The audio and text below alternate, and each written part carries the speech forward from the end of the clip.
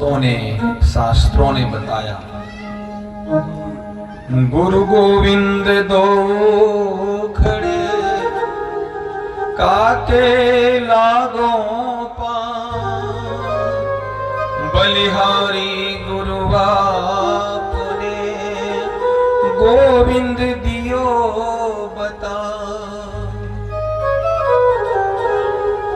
गुरु की महिमा गोविंद जैसे है, क्योंकि वास्तव में गोविंद का ज्ञान तो ही गुरु देता है, नहीं तो गोविंद को कौन जाने। संत महापुरुषों ने ही ज्ञान दिया गोविंद के विषय में, तभी तो हम आप गोविंद से प्रेम करते हैं, गोविंद को जपते हैं, गोविंद को तपते हैं, राम जी को जपते हैं, शिव जी को जपते हैं। ये ज्ञान तो महापुरुषों ने ही दिया, संतों ने ही दिया। संत न होते जगत में जल मरता संसार। सच्ची शीतलता, सच्चा ज्ञान तो वास्तव में संतों ने ही दिया। ये शास्त्र क्या है? ये संतों की वाणी ही तो है, संतों का ज्ञान ही तो है। इसलिए हमारी संस्कृति में संत को, सदगुरु को भगवान से भी बड़ा माना गया, क्योंकि भगवान का ज्ञान देने वाला ही वो है। तो भगवान कृष्ण अपने गुरुदेव सांदीपनी के आश्रम में गए और थोड़े ही समय में सारी विद्याएं प्राप्त कर ली। अब वो तो स्वयं विद्यापति हैं, लेकिन हमको आपको शिक्षा देने के लिए, ज्ञान देने के लिए वो गुरु दर गए। गुरु के चरणों में बैठकर शिक्षा ली, दीक्षा ली। और कहते हैं कि जब भगवान की शिक्षा दीक्षा पूरी हो गई तो भगवान अपने गुरुदेव को प्रणाम करने गए और निवेदन करने लगे, गुरुदेव आपकी कृपा से हमें शिक्षा दीक्षा प्राप्त हो गई, अब मैं दक्षिणा में आपको क्या दूं? आप जो चाहो मुझसे दक्षिणा में मांग लो। सांदीपनी ने कहा कि गोविंद तुम कौन हो हम जानते हैं, तुम साक्षात भगवान के अवतार हो ये मैं जानता हूं, और आप हमारे शिष्य बने, इससे बड़ा मान हमको क्या मिल सकता है। सबसे बड़ी चीज तो आपने हमको यही दे दिया कि आप हमारे शिष्य बन गए। जब तक आपका नाम रहेगा तब तक इस सांदीपनी का भी नाम रहेगा। इसलिए हे गोविंद हमें और कुछ नहीं चाहिए, आप हमारे शिष्य बन गए। संसार में जब भी आपका नाम लिया जाएगा, साथ में आपके गुरुदेव का नाम आएगा तो मेरा ही नाम होगा। इसलिए गोविंद दक्षिणा में मुझे कुछ नहीं चाहिए। पर भगवान फिर निवेदन करने लगे, गुरुदेव संसार का नियम है, आपको लेना पड़ेगा, आपकी जो इच्छा हो। पर गुरुदेव उन्होंने कहा कि मेरी कोई भी इच्छा नहीं, अगर तुम कुछ देना चाहते हो तो तुम्हारी जो गुरु माता है उनसे जाकर पूछ लो, अगर उन्हें कुछ जरूरत है तो वो आपसे मांग लेंगी और आप उन्हें दे देना। भगवान गुरु माता को जाकर प्रणाम करते हैं और गुरु मैया से कहते हैं कि माता मेरी शिक्षा दीक्षा पूरी हो गई, आप जो भी चाहो मुझसे मांग लो। गुरु माता भी जानती हैं कि कृष्ण कौन है, इसलिए गुरु माता ने सोचा देने वाला इतना बड़ा है तो कुछ बड़ा मांगो। बात भी सही है, अगर हमको आपको देने वाला बड़ा कोई मिले तो हम छोटी छोटी अगर उससे चीज मांगते हैं तो हमारी आपकी अज्ञानता है। अब कोई कल्प वृक्ष हो, कल्प वृक्ष का मतलब होता है कि वो वृक्ष जिसके नीचे जो भी मांगो वो मिल जाए। उसके नीचे बैठ के अगर हम बोले हे कल्प वृक्ष, हमें तो थोड़ा सा जीरा दे दो, थोड़ी सी राई दे दो, तो ये हमारी अज्ञानता है। कल्प वृक्ष के नीचे बैठे हो तो कोई बड़ी चीज मांगो, और छोटी छोटी चीज मांग रहे हो तो हमारी बुद्धि छोटी है।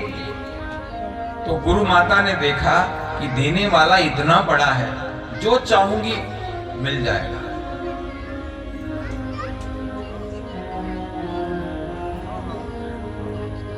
और मैया ने कहा कि भगवान, मेरा एक पुत्र था, उस पुत्र को ये समुद्र खा गया। एक दिन मेरा पुत्र समुद्र में खेलने गया था, स्नान करने के लिए, समुद्र उसको अपनी लहरों से अंदर ले गया। तब से मेरा बेटा मिला नहीं, अर्थात उसके पुत्र की मृत्यु हो गई। अब भगवान ने वचन दिया था, इसलिए भगवान अपना वचन पूरा करने के लिए समुद्र के पास गए। समुद्र ने कहा कि मेरे पास तो उनका पुत्र है नहीं, मेरे अंदर एक राक्षस रहता है, ऐसा न हो वो राक्षस ले गया हो। भगवान उस राक्षस के पास गए, राक्षस को मारा, पर वहां भी गुरु का पुत्र नहीं मिला। फिर भगवान यमपुरी गए और वहां से अपने गुरु के पुत्र को लाकर जीवित करके अपनी गुरु माता को प्रदान किया।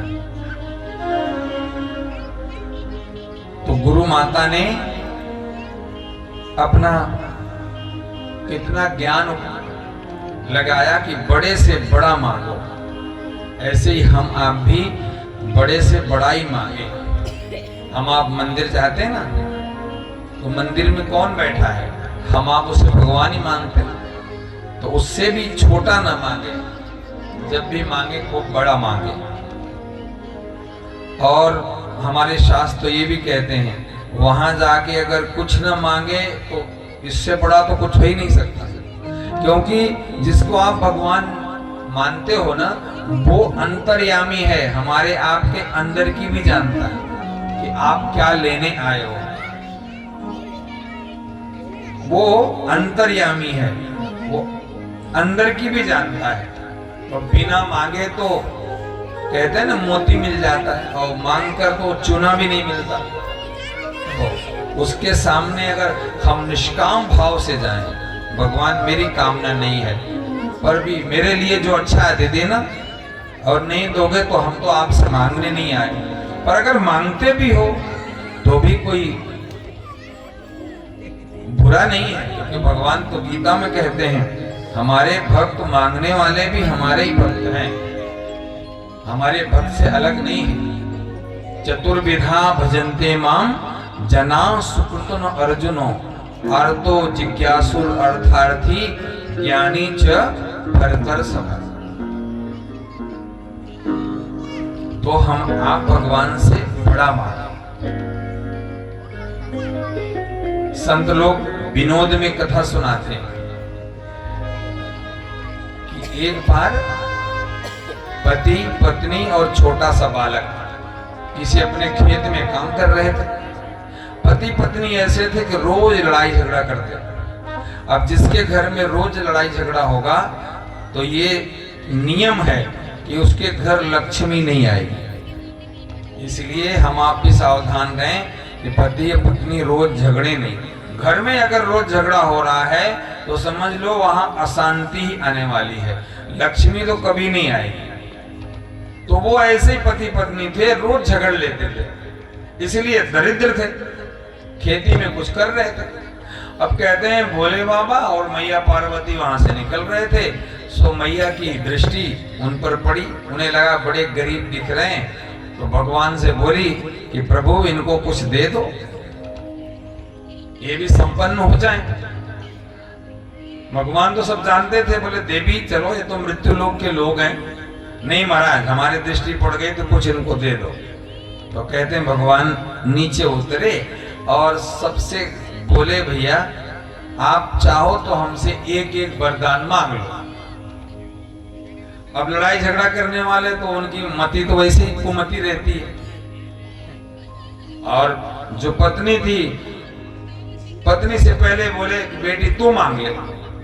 अब पत्नी ने देखा कि अरे भगवान देने को आ गए हैं तो कुछ ऐसी चीज मांगो। अब आप तो जानते ही हैं, स्त्री और पुरुष में सुंदरता की देखोगे तो स्त्री ज्यादा सुंदर है, पुरुष तो बेचारा वैसे दाढ़ी माड़ी वाला है। स्त्री को भगवान ने थोड़ा सुंदर और बनाया है, लेकिन भगवान ने सुंदर बनाया है, लेकिन हमारे भाई लोग के बेचारे कहीं जाना होता है तो सजने के लिए 2-4 मिनट बहुत हो गया, दाढ़ी इधर उधर किया। अब इधर वालों को भगवान ने सुंदर भी बनाया है और फिर लिपाई पुताई भी खूब जोर की होती है। इधर वाले तो बेचारे वैसे ही हैं, लेकिन ये जल्दी से सज बच के तैयार। और इधर की तैयारी में तो बेचारे रोते रहते हैं, जल्दी करो जल्दी करो। उसमें कभी कभी लड़ाई हो जाती है।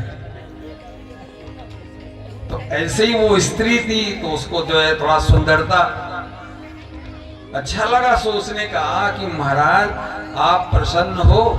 और वो उस समय उम्र की 50 साल की रही।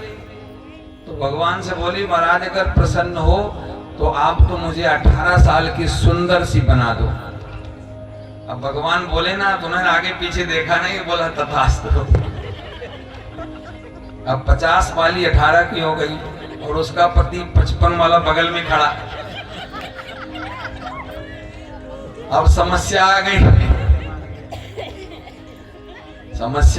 कि 55 और 18 में आ। अब पति तो वैसे रोज लड़ाई होती थी। अब भोलेनाथ ने पति से बोला भैया अब तू मांग ले।